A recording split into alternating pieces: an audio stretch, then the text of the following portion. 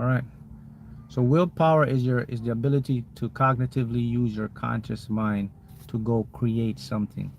Willpower has side effects though. Willpower has the side effects of draining, losing energy, frustration, and it usually doesn't last because you're creating we create willpower from an ego point. It's a lower self point. So when we use willpower, now in some instances willpower is good. The correct way to use willpower is to jump start it, but not to continue to push or force it.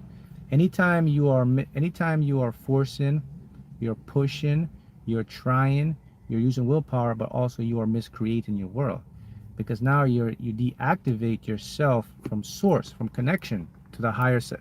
You deactivate yourself from the most powerful part of your mind to help you. And it's just a learned condition that many people have through school. School teach you this stuff. That's why it becomes ingrained in you. Everything teaches you this. There's nothing wrong with willpower, but you have to know how to use willpower in its context. We tend to use willpower to create, but willpower is like the starter in my car.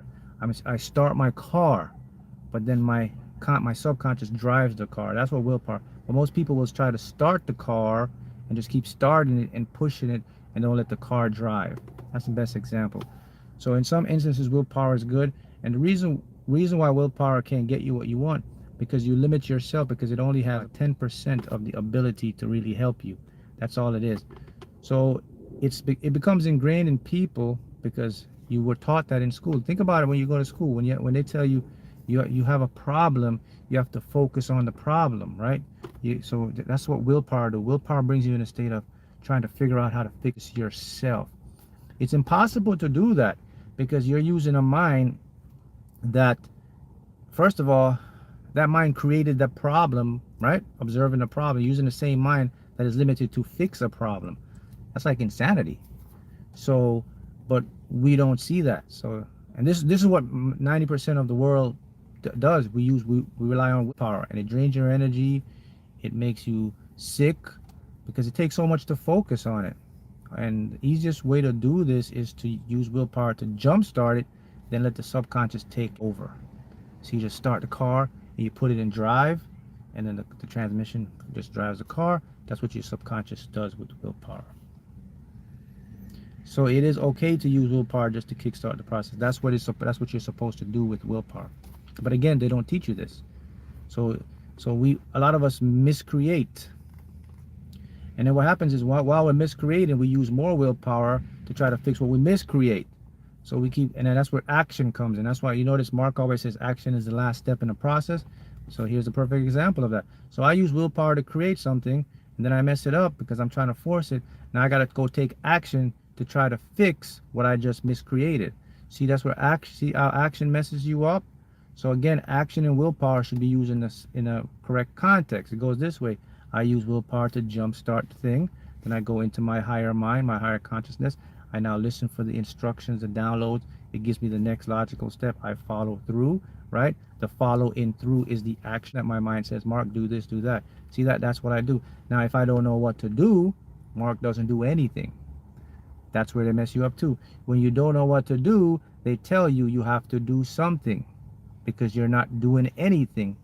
If you think about this logically, it really doesn't make any sense at all. You see, the way they teach people, it just baffles me. If you listen to this and you think about it now, you start to say, man, this guy's right. Everything they're telling you is backwards. It's like I'm saying, hey, I take action, but I listen to it.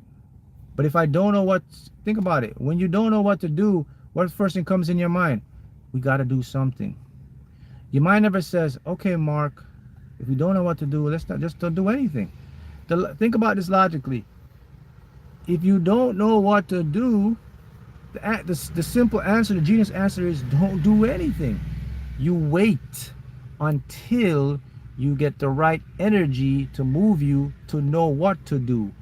So because you don't know what to do doesn't mean you'll never know what to do. It just means you're at that state right now where the information hasn't been downloaded to you to take the next logical step. But again, you've been conditioned. If you don't know what to do, start panicking. You got to figure it out, and then you miss the step. So that's how they mess people up. And that's through, everything has to be revamped, man. School system, the way you were taught, The whole system has to be revamped, but they cannot change the whole system because it's gotten too messed up. That's why I call it the Matrix. The lucky few, like you found my channel. This is my channel. This channel is gold. You found this channel. It is telling you.